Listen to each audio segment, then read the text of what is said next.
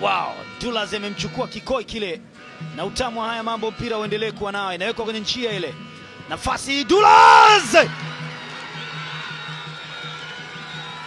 ni John Lazarus anaambia hapa anaonesha utawala.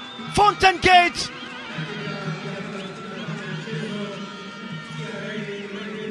wanaoneshwa makali ya mamlaka ya mapato Tanzania, mikono kiunoni, haamini kilichotokea. Obin na Awara wanatangulizwa. Fountain Gate alianzisha hii, Kasimu Mugoya akaiweka kwenye njia, Kada kufanya jitihada ambazo zilitosha kuinusuru Fountain Gate. Ikawa ni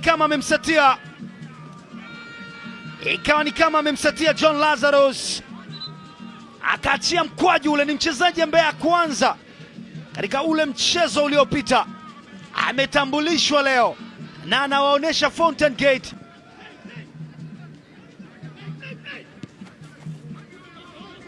Wanatafuta bola kusawazisha Fountain Gate kuweza. Juma Isa Abushiri, Abushiri amepita pale. Juma Abushiri ndani ya box, Abushiri weka mpira, wana level scoreboard. Fountain Gate wanasema sio kinyonge, hata sisi mpira tunao na tunachotaka tukihitaji tunakipata.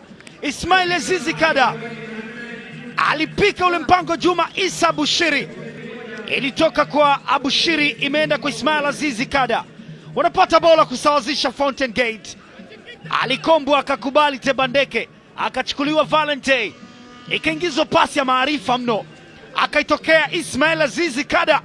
Wamelevel scoreboard Fountain kikatili mno, sio kwa wepesi, ufundi wa hali ya juu kutoka kwa Juma Isa Abushiri, lakini finishing ya uchu na hamu ya kufanya jambo kutoka kwa Ismail Azizi Kada. Yes, Juma Isa Abushiri.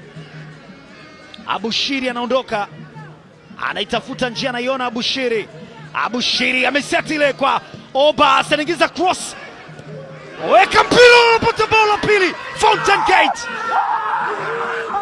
wakiwa wanadhani wako salama, TRA ndio wakati ambao walikuwa kwenye hatari zaidi, na Fountain Gate wanawapitisha TRA kwenye njia ngumu.